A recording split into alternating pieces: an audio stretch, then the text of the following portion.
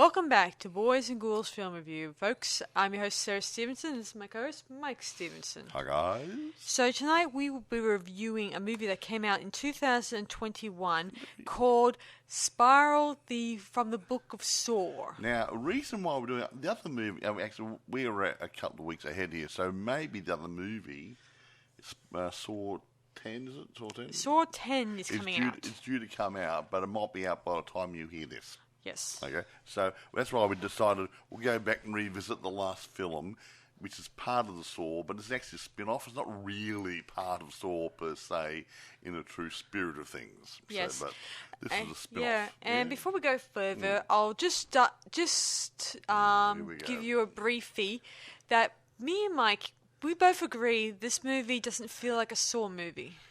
Well, it's a spin-off, so it does go in a slightly different direction. There's reference to John Kramer, and some people are being killed off, and that sort of stuff, and then they're being killed off in sort of Johnny Kramer way, not John Kramer Saw ways, but it doesn't actually feel the same. So it is a spin-off. So they've actually broken that mould and gone a slightly different direction for this. However, I believe that Saw 10 is going to go back to the original mould before the other previous 9 films. I hope so, Mike. Whatever. I mean, I would like to at least get my... If this is going to be our last Saw I want Tobin Bell back movie, again.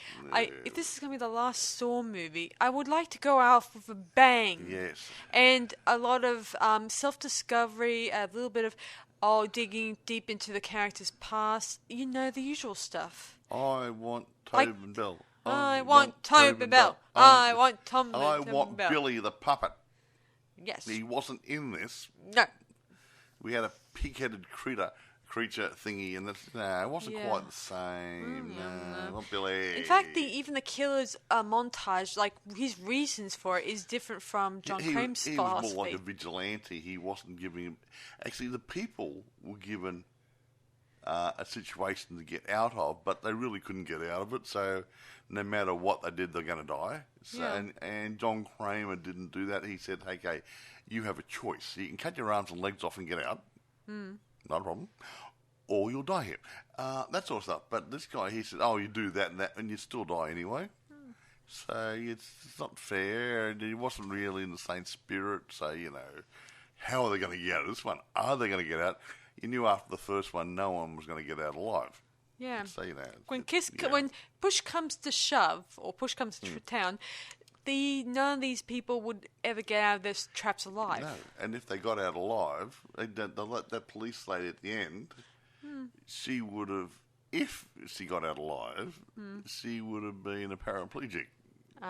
That's really getting out alive, is it? Yeah, she'd be confined to a wheelchair for life. Someone wiping a bum for her and feeding her and everything, because he would have been, a spine would have been severed from the neck down. So, it would have been, okay. And a number of the other traps I'll explain as we go along. Later, But okay, I'll do my usual crap about things, whatever. Okay, produced by Oren, O-R-E-N, Ghouls, K-O-U-L-E-S, and Mark Berg, B-U-R-G. So I'm just making sure because they're funny spellings. Okay. Directed by Darren Lynn Boisman, B-O-U-S-M-A-N. Yeah, I think he's been doing a few Saws over the years. I've noticed, and the guys who write with him who are also part of the Saw franchise, so they got they know a little bit about the story plot. Now, here we go. Written by Josh Stolberg and Peter Goldfinger. Now, I'm not going to go through all the actors. It mainly centres around a couple of people. Yeah. We have Chris Rock plays a detective, Zeke Banks. His father, Samuel L. Jackson, plays Marcus Banks. And we have a couple of people. Max Minghella plays Detective William Shank, whatever. And Marisol Nichols plays Captain Angie Garza. I won't go through all the other ones there. What about Chris Rock's partner in this movie? I think. What was his name? let's see. His name is. I think it's. I can't read my handwriting. It's bad again. Right. Okay.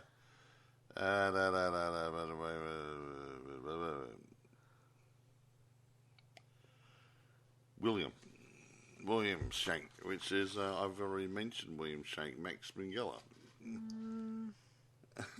That's not him either. It says in my notes here, the next day, police captain Ange Garzaza assigns Detective Zeke Banks a new partner, idealistic William Shank. I thought his name is. Never mind. Who have you got written down there?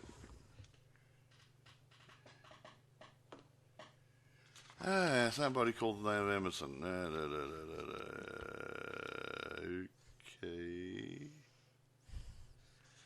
I'll take your word for it. Yeah. Emerson plays his sort of rookie partner in this, I think it is. Frank Licari plays a guy called Emerson. Yes. So he's sort of He could have been the naughty guy. Don't go into it just No, yet, I'm not Mike. saying anything. Yes. You said the partner. Yes. His partner was the young guy. Yes, he plays the rookie officer and the bad guy. Okay, whatever. Were you paying attention? I was in the movie. Mike and I were watching the movie yesterday, so I remember faces, unlike She's him. probably wrong. I'm not an idiot, Mike.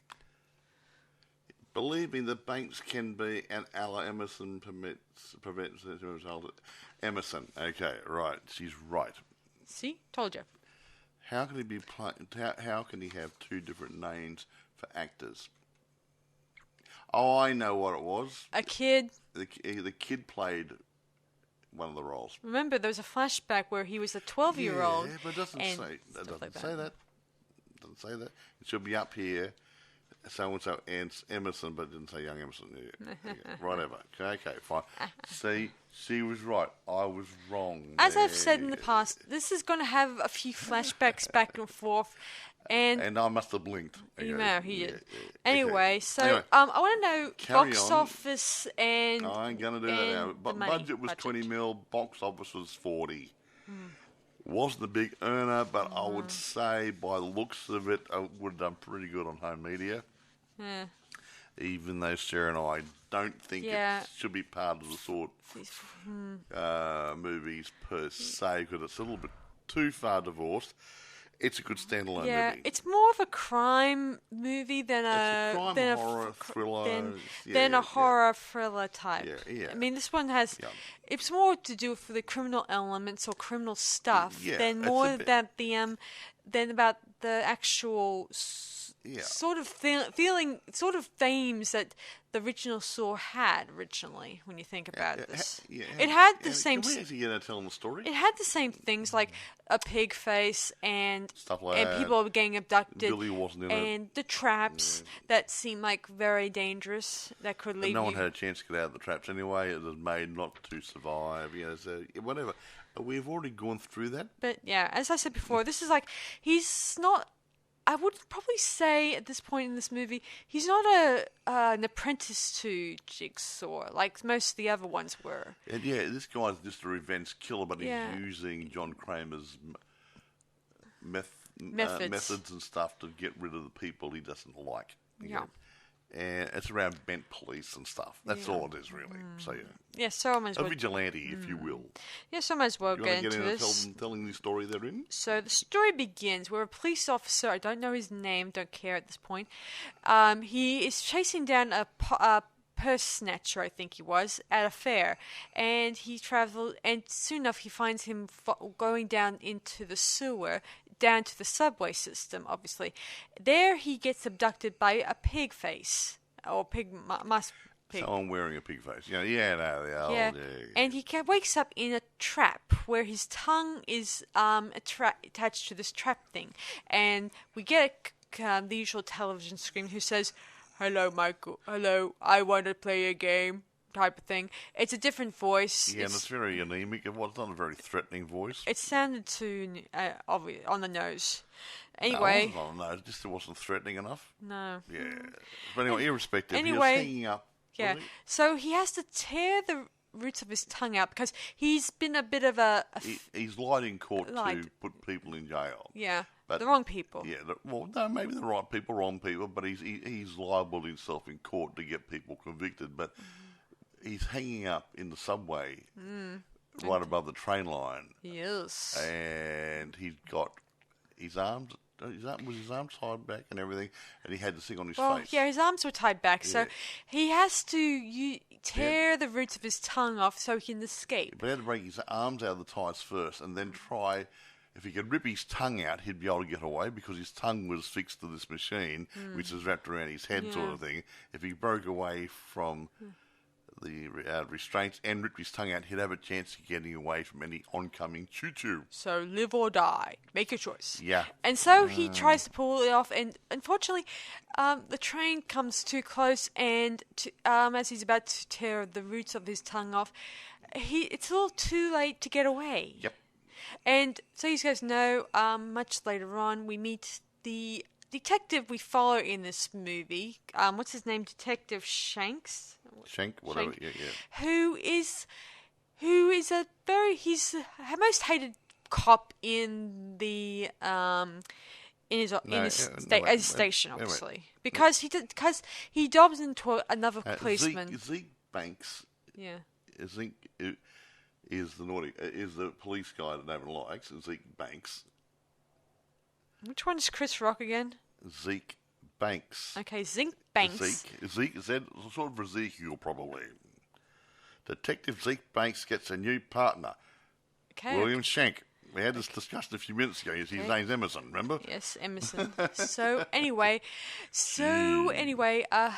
he's doing this thing where he's going to do a bank robbery with some while undercover, but unfortunately he didn't tell any of his police officers what he was doing. He didn't trust any of them, that's why. Yeah, and his boss gives him the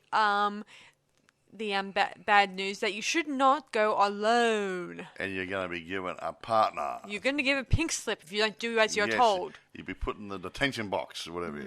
Yeah, or the red card. Yes. Yeah, or something like that. Hey, have you paid doctor? That's worse. Yeah, anyway, she's the one in charge. And of course, he doesn't want a partner, obviously. But eventually, she assigns him the rookie officer who's just arrived to become his sort of partner slash assistant slash the person he's going to babysit. A rookie. Yes. Anyway, rookie, so Zeke has no other option in this point of view, so he is forced to work with him. And we later learn that the officers find out that one of their police guys was killed in the act of duty, I think. And they found that the person also sends his tongue to the police station. Ugh, gross. And nice. in a USB drive with a video on it saying, "Hello, Detective Zeke. I want to play a game. All that stuff." Usual crap. Yeah, usual crap. And he's kind of targeting naughty cops and stuff like that. So he wants. So Zeke kind of follows him on his trail, meaning that he thinks that there's a chance of finding who know this person is, and they know it's something to do with the Jigsaw killings that happened years ago or a while back, obviously, because everyone knows in this timeline, Jigsaw is he's dead, obviously, and there's no point in finding him. With he thinks there's a copycat killer out there. Yes, exactly so. Anyway, I won't go into details about what happens here, what happens there. There's mostly they go to this place where the crime takes place, and it's in this subway station. And I'm amazed at this point, Mike, that the killer was able to find the tongue when actually the whole body was in different parts of the subway. Didn't the rookie go to the crime scene with him? Yes, but I just meant like that the killer took the time to get the tongue and put it into a box and send it to the police station. Well, just so you guys know, Merry it's sent. Christmas. It's sent like by carrier, if that's the word. A person Courier. Yeah. Anyway, so the next person who I guess is going to be killed next is another officer who I guess found some videotapes of that particular detective who was hunting down the purse snatcher, but he doesn't tell anyone. He's another officer who rubs Zeke in the wrong way because he didn't come in when he was needed on a crime He's called for backup, and because he didn't come, Zeke got shot. Yeah. And he was hoping he'd die, but obviously, yeah. Anyway. See, his dad, he's Zeke's dad, Zeke's Banks, Mr. Banks Senior. He's a retired officer, and he's living in the same apartment block as his son, I think it is, and they don't seem to get along, or they don't see each other very often. Yeah, even though they're living in the same building, and you think they'll see each other every day. But I see her every day. Walk past her door. Get out of bed. It's 10 o'clock. Funny, Anyway, they don't get along. And anyway, after they make plans of having dinner together that evening, but for some reason his dad doesn't seem to be there. But I won't go into the details about that yet. Anyway, so that particular cop who didn't do his duties, he actually gets his fingers in a trap. It's sort of like one of those Chinese finger trap things, only you have to tear your fingers off, to survive. Yeah. And before we get to that trap, when they were about to go into details, we kind of cut to black, and then we kind of find his fingers much later, and then we kind of cut into the details of the trap. I think they're doing a different approach to this movie, so they kind of didn't do it to the letter in this movie.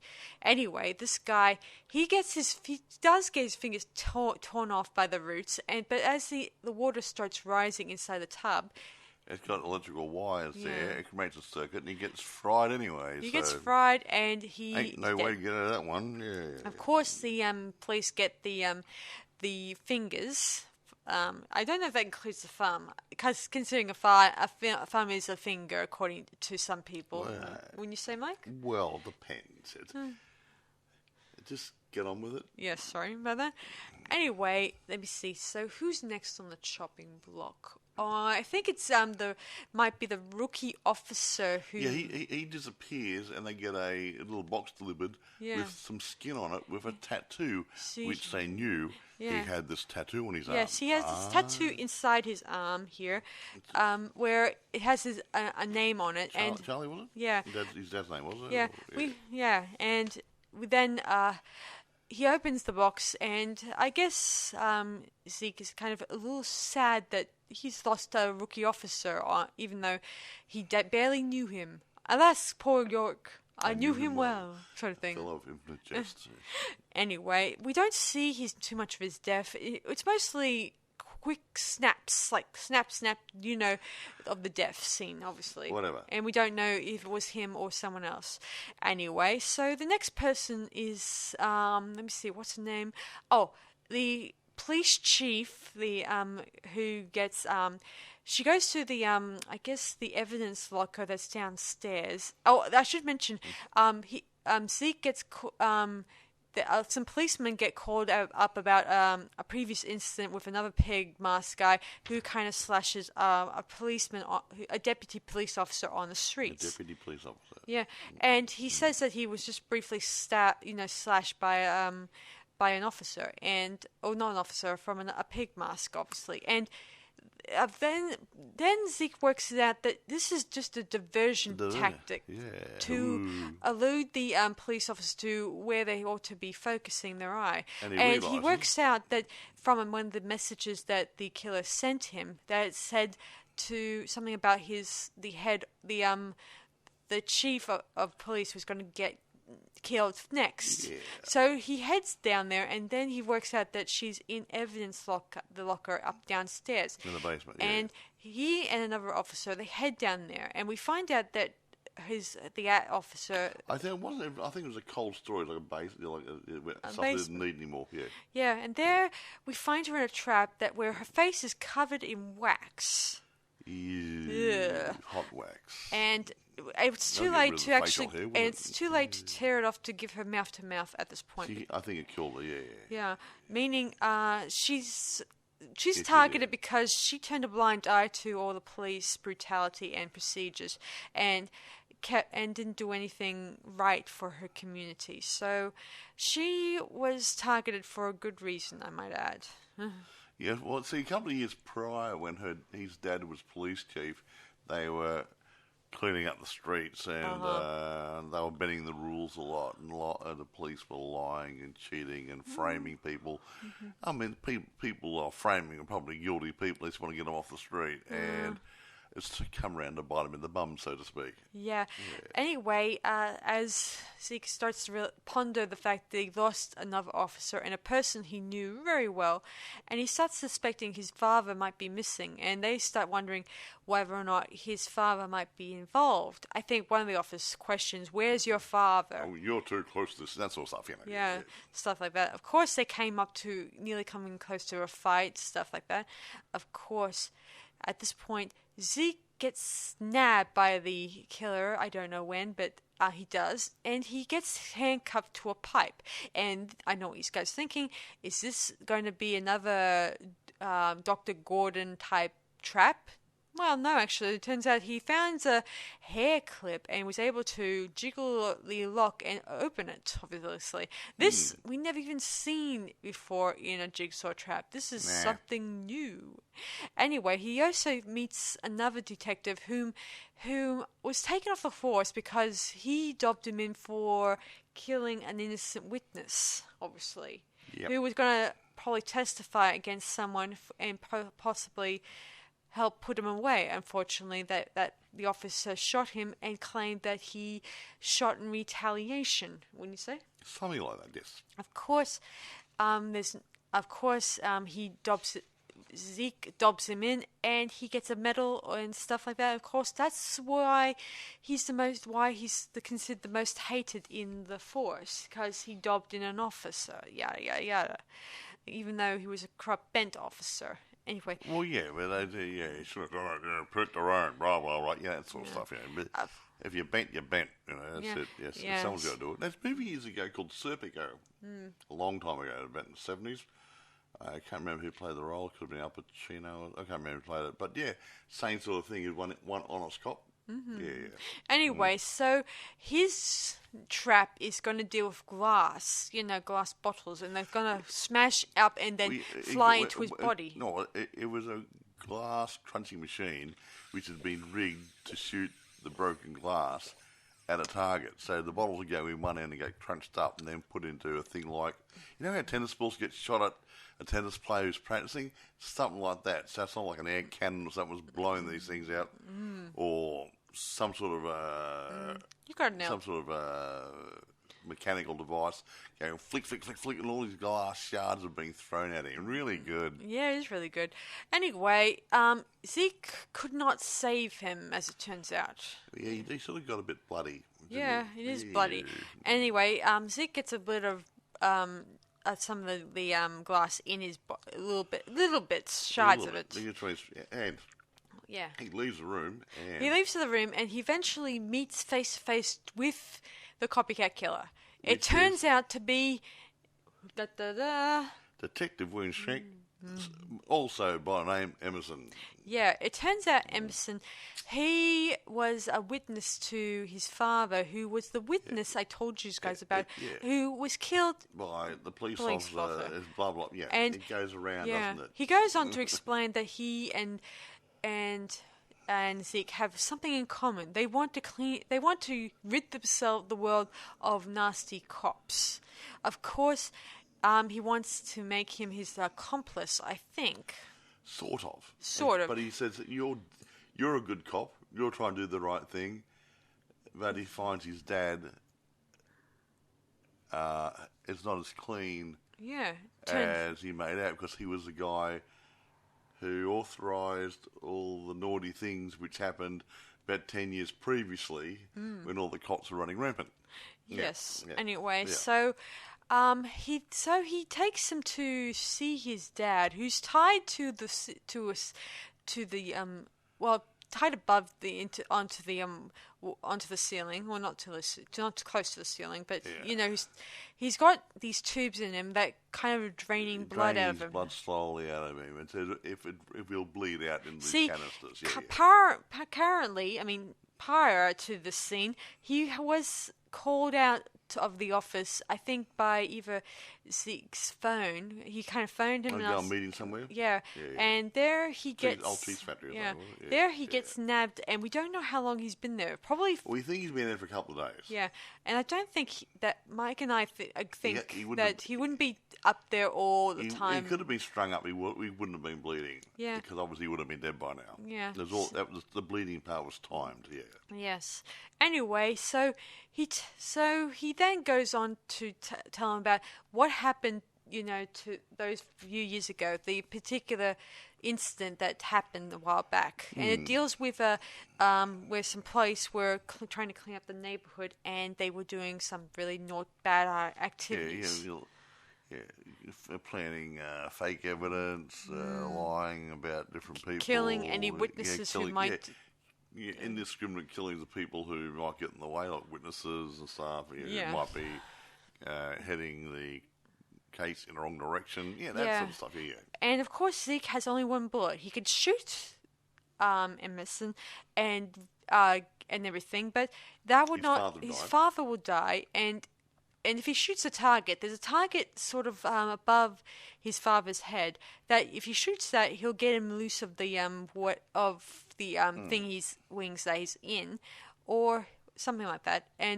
But of course, as at this point, I should mention, Emerson already phoned the police saying that there was a maniac in the building that was roaming around with a gun, setting Zeke up as well. Yes. Anyway, so quickly Zeke fires at the target, and while he gets his dad down, of course, and then he turns his anger out on Emerson. And as they're fighting, I should mention the police have already arrived, and they start using a buzzsaw to cut through one of the doors. Yeah, it's some sort, yeah. And there is a tripwire that's lodged near the gap in the door, and while they're sawing away through the door, that cuts the tripwire. And it causes his dad to become a puppet and start, getting into a position like... He's strung up again, but he also, this time we found out he actually had... a concealed gun. A gun strapped to his arm, and it was controlled by the wires that he was strung up by. Yeah. Yeah, and as the police enter, Zeke tries to tell them to stop, but they start shooting right into the his dad's body, and then Emerson escapes. And then we get the Zap's theme song, Saw's theme song that often appears in twist endings in Jigsaw's movies. So then we fade out, and we get the worst theme song I ever heard in the trailer. Ding dong, the witch is dead. No. Yeah, well, it was as I said before. Now, it was more of a rap one, wasn't it? Yeah, that's the rap for that one. That's a rap. No, that wasn't very good. Didn't work. I just feel like everything about this doesn't Chris seem Rock right. picked that. Yes. Well, he had a bit of say in the movie and stuff, didn't he? Yeah, well, he's one of the executive producers in charge, guys. Yeah. And he also had... here it is. Chris Rock approached Lionsgate with his concept for Spiral as a way to renovate the Saw franchise and his own career. Uh-huh. Guess what? It didn't work. Don't think it worked. No, it didn't work. Yeah, I think the problem was, I thought when I heard about Chris Rock doing this movie, I thought he might take more serious approach to his acting more, not take it as another Lethal Weapon approach. Considering he was in Lethal Weapon 4, I thought with this movie he might take a serious acting approach to this movie and try to be a little less, take back the comedy and try to be more like an ordinary cop, nothing that makes you want to doesn't make sense, most of his humour in this movie. Well, it wasn't humour. It's just he put his own personality type into the character. This is what I'd be like if I was doing this. So, I found actually being a comedian, he did. It just didn't feel right. It's just that all the roles he's ever done over the years, which are mostly have a little bit of comedy and stuff like that, have a common thing. Like his acting doesn't change very much. It's always he's always with the jokes, cracking the one-liners, and well, I just didn't think this one is. I think that he was not meant to do the Saw movie. In the past, in other Saw movies, they didn't have familiar faces clouding the silver screen. Sure, maybe some of the actors have been, well-known actors back in the 90s, but they've aged quite a lot. Like Dr. Gordon, he was he was the man from Robin Hood Men in Tights. He was in Princess Bride. He was practically he was dreamboat. In that Nosferatu movie. What's who's that's in that? He was practically a dreamboat for all us girls back in the day. But when he was playing Dr. Gordon, he was quite a different person. He was older but not quite so adorable. Yeah, well, he's still good looking. In a bit of a different sense, obviously, but... Here's something. Mm-hmm. Go on. I was just reading something here.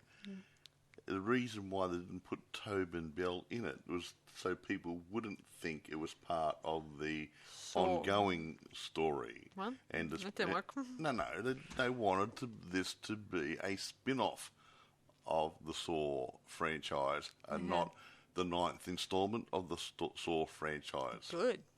So...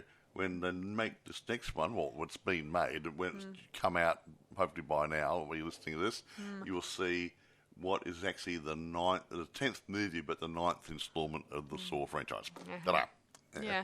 Hopefully, when this one comes out, it will kind of be good and twisted, and it will leave us wondering, again, as per usual, whether or not we're in the present, the past, and the future, which is even great. And there's going to be a bit of retro stuff in here, I think, to find out a bit more about Billy the Puppet and why Billy's in it. Ooh, okay. Yeah, I understand why this puppet was a play to keep puppet, because it's a police...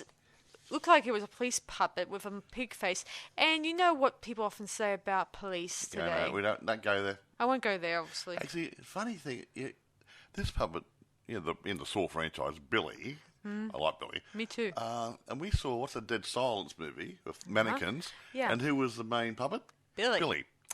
It must be a name they just like using for puppets. Well, it's James Wan's puppet, considering the fact he's did both movies, Mike. So he actually or at least came up with the concept. His name might be James Billy Wan. No. So in other words, he came up with this Billy puppet. Billy's a good name, yeah. So for both puppets, I guess it sounds a little bit more of a better puppet name. It's better than Slapper. No, Slappy. Slappy the puppet. Yeah, from Ghost. Or Charlie McCarthy or something. Yeah, something like that. But as I said before, this is a Saw spin-off thingy-wing, so I guess it's okay that this won't be... this is just a different world to the original Saw movies, and I can't wait when we do get our groove on and see the Saw 10, obviously. And see Tobin Bell again. I miss Tobin Bell the most in these movies. Yeah, me too. He got that voice I like. And you're okay, but I like the way he talks. There's a couple of people's voice like Tobin Bell. Candyman. And Tobin Bell, and Candyman's Tony Todd. Tony Todd, yeah.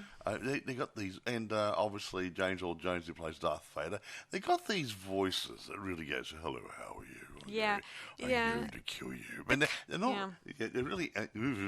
Yeah, this voice that they tried to pull off for this one didn't seem to gel with me, so to speak, guys. Here's something I just noticed. What's that? They considered having Tobin Bell sing a Johnny Cash cover during the ending sequence. Bell recorded the cover, but they they dropped the idea as was too gimmicky. Gimmicky. But it doesn't say what song it was. What was wrong with it? No, Ring of Fire? I don't know. It doesn't say. It would have been nice to know. I would have liked to know. I would like to hear at least a demo of it. Well, it's they recorded it, but it was released anywhere. But Damn. unless they've got How about Every a Breath I soundtrack. Take? No, I think unless you've got a soundtrack of the movie coming out, and it might be tacked on there as an extra tune. True. Maybe it's Every Breath I Take. That sounds a bit like Darth Vader, doesn't it? But I gotta admit though, this voice didn't do it for me. Like, I couldn't really focus on what he's got to say, and he didn't give me the chills, which is sad enough. I like getting chills, and I hope that by this Halloween we will get them in this movie, obviously. Yeah. So anyway, let's look at reception. Do you mind? Because I don't think I can talk about this movie very much. Ouch. Take your time. My hand hurts at all. Okay. A bit of osteo and crap. It really hurts. Yeah, we're all playing it. And everywhere else. Anyway. Okay.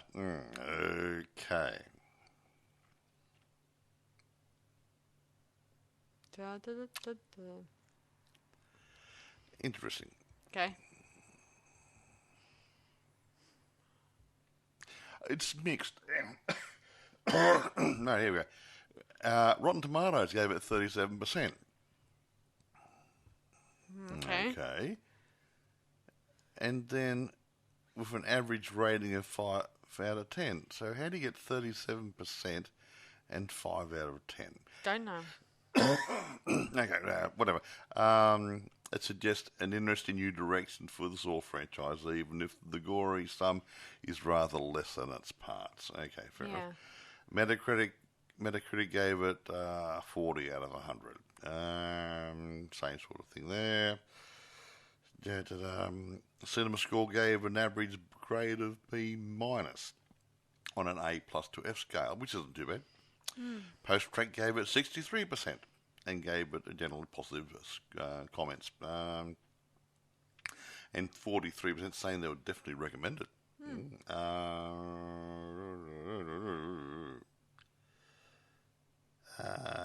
Variety liked it. The Time Wrap, I think they liked it. Yeah, so they liked it, but it wasn't overwhelming. Like, how's that? Some people criticised the ending. And it was too rushed and half-assed. Can I say that? Yeah. So, Probably it, Mike. well, it just came to a head really quickly. Like, okay, we're running out of time, let's bung it all together. Probably, but all those couple of things happened all close together. He went in there, behind door number 1, with door number 2. Let's have the police walk in there, shoot his father, and let's fade to black. You know, I think maybe it was a little bit too rushed, maybe. Yeah. It could have been expanded out by a couple of minutes, dramatised a bit more. Yeah, well, they tried to make it all more about the how police procedures, all that stuff. They never focused too much on the jigsaw, theme behind it, because it seemed to be more about that than less about the whole. Yeah.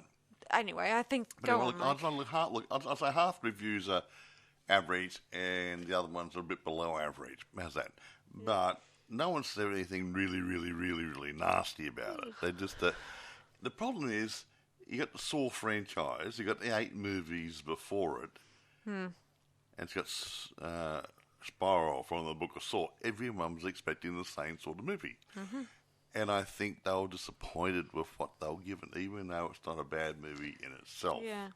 It's just they were expecting more of what Saw was up to, not the spin-off. Yeah, because in the past, guys, when it comes to Saw, we get a little bit of a dish of the person's backstory, just as much as like say 15 minutes or 20 minutes of their story. Then they get trapped in Jigsaw's trap, and then they go on the spiritual journey into Jigsaw's world.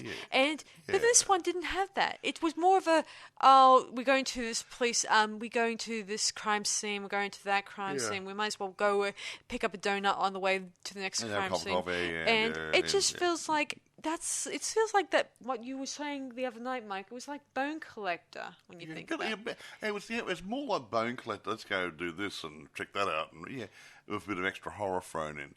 But I mean, it's sort of like, how would I put it? Take Candyman, right? Right. That's like taking a Candyman movie and making a sequel and using the Candyman out of Willy Wonka to play the lead role. Ah, good point. Something's not quite right. Exactly. So I think really this isn't a bad movie. Don't get me wrong. Yeah. But if this it doesn't, to me, it doesn't reflect the Saw concept as strongly as it could have.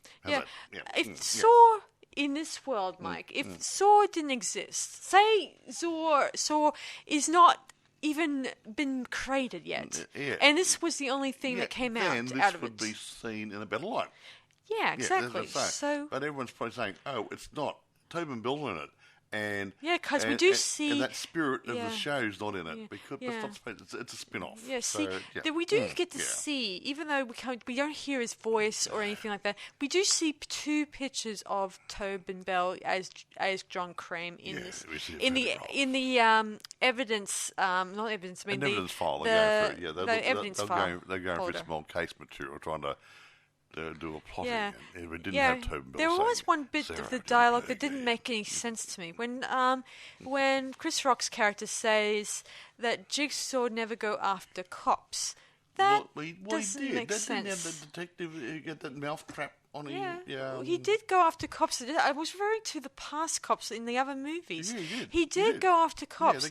He went after the ones in the second movie, the fourth movie, in the fifth movie, and the sixth movie, and the seventh movie. He didn't go out of his way just to be a vigilante hitting on cops. Yeah, he was mostly going after the ones who had a bit of a nasty past, or they have a shady past that they kept hidden all these years.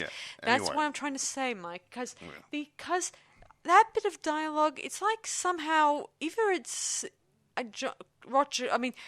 Rock's dialogue, or maybe a writer made a mistake in the dialogue. I don't know. Chris Rock helped the rewrite of some of the parts of it. Yes. So I don't know. I don't know. It's a good movie if it wasn't part of the Saw franchise, because everyone was expecting the same stuff, and it wasn't in there. And like I said before, if it was a standalone movie, no reference to Saw in it, it would probably have been seen in a better light. Now, I want to leave it at that, okay? Unless he watched, I think, unless Chris Rock didn't bother to watch the ones that deal with police stuff, like police being targeted, and just focus on the ones that just were naturally, like the first one, which is more focused on Dr. Gordon and the photographer guy, and nothing to do with the police. Only the police were there, but they were just mostly there to examine this procedure stuff. I always remember when Saw 2 or 3, whatever, that guy the detective had the thing on his face, and he had to break it off, and he actually cut his cheeks open and everything, get that metal thing off his face. Oh, you mean the reverse bear trap? The reverse bear trap. Yeah. And he got that off his face, and he got it off. He ripped it off through his skin and everything, but he got it off.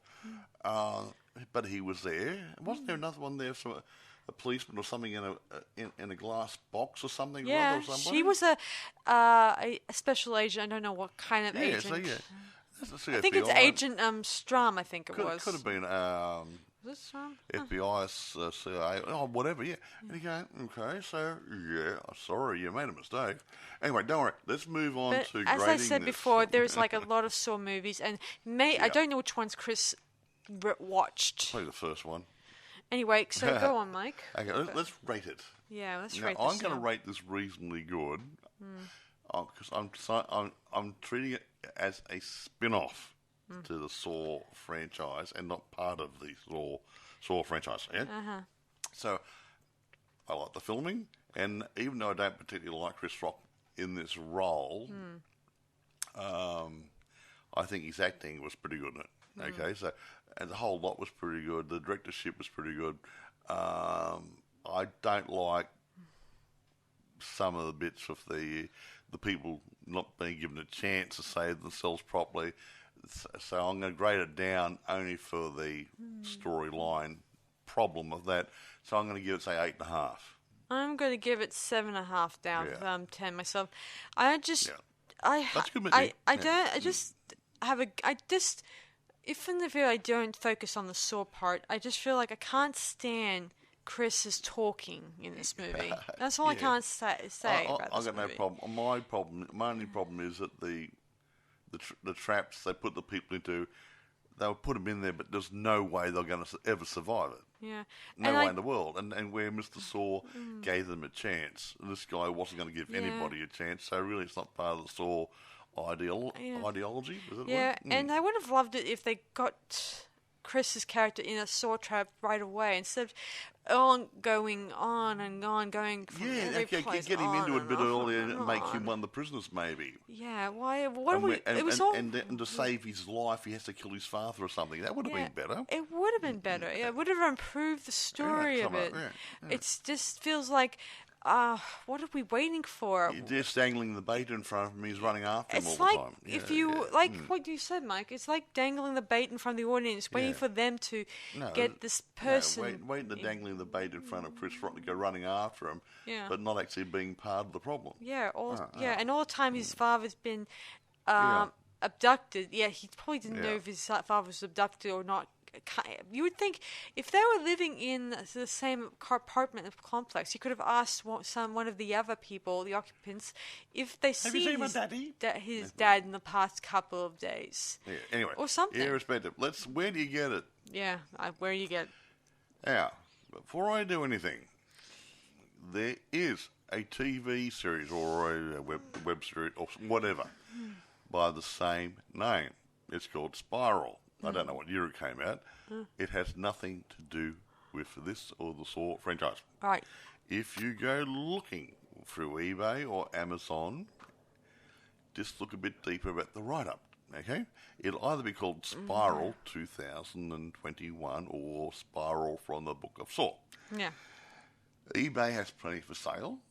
They've even got, I think I even saw an ultra high definition thing, Blu-ray thing. So Amazon has rentable and for sale. But be careful. Check into your product before you commit to a purchase or whatever, because you might get the wrong thing. There is a TV series out there. Yeah, I read somewhere, guys, they actually changed the filters on this movie. Yeah, they did something to change the colouring or what do you call it? Well, he actually... The film speed, the shutter speed, to actually make it a bit sharper, a bit more vibrant, maybe. Yeah, something. They wanted to make it warmer coloured. I don't know why. There's something to it. Anyway, they changed it a little bit. It looked good.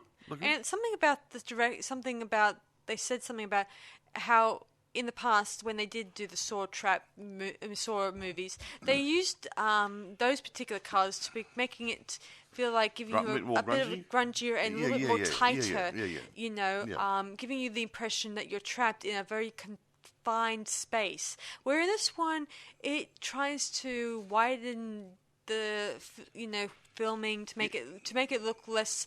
less grungy and more normal? Yeah, and I just didn't... It just felt too warm. I mean, I couldn't feel the vibe for... I didn't feel... You sort of expected the grunge. Well, the grunge is what makes this part of it. Sleazy, underlife, decay, morbid. Yeah. Sense of death, crap, whatever. Sense of gore and creepy grossness about it. And the more they got... It kind of was taking a different direction for this one. It felt like I was watching Bad Boys instead of Saw. Oh, is he in Bad Boys? No. It was the other guy, was it? It would have be Will Smith and I don't know the other actor, obviously. Will Smith, he's anyway, just matter. Yeah, that's right. Yeah. Anyway, so you know where to find this movie, guys, and you know the name, obviously, and you know where Chris Rock lives, and to blame for this.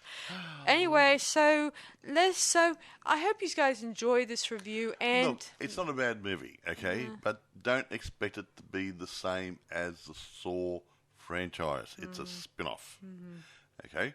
So if you can handle that, and you don't mind Chris Rock and doing a lead role, go for it. It's not a bad movie. Yes, so be sure to check it out, guys, and let us know in the comments what you guys think. And I hope you guys we will see you guys for when we do Saw 10. We'll do it in about a month or so. Once the runs come out, get a chance to look at it, and we'll burn we'll take the time out to burn the story into our brains and give it to you guys. And inwardly digest it and stuff. Yeah, because these movies. I mean, when it comes to Saw, the little details usually come into light. Sometimes you get a good movie. I like little things. I reckon there's going to be some Easter eggs in this one. I hope so. Some little things, flashbacks to other movie bits out of that, and a bit of junk. Oh, I remember, yeah. I reckon they're going to do that. I hope there'll be plenty of flashbacks, like things that will keep you on your toes, keep you wondering, are we in the past? Are we in the present? Yeah, like are we in the future? There was one there where they were doing sort of copycat type things that working in the past and the present. That was Jigsaw one. Yeah, I like that. That one was good. Was a good spin-off, guys. Yeah, that was playing two scenarios at the same time, sort of thing. That was a good one. These people there, and they actually died there, but you think it was actually really happening and stuff, but it's actually happening 10 or 15 years ago. That one was a good spin-off, guys. I loved it. And it followed... But it wasn't a spin-off. That was part of the Saw. I know. It wasn't a spin-off. But it was a different title, just like Spiral was. Yeah. And I thought it was doing a good job trying to follow the story as much as it could. And they put all the clues, the police are working in real time, but it's all old stuff. Mm-hmm. Yeah. Very, very tastefully done. Yeah. Tastefully done. So, anyway, you know where to find it, and we'll let you guys know when we do our next review on the Saw 10 movie when it comes out in October. So, this is Sarah Stephenson. And Michael. Saying, see you guys around on Boys and Ghouls Film Review. Bye for now, and we'll see you guys next time on our next podcast episode. Bye. Bye.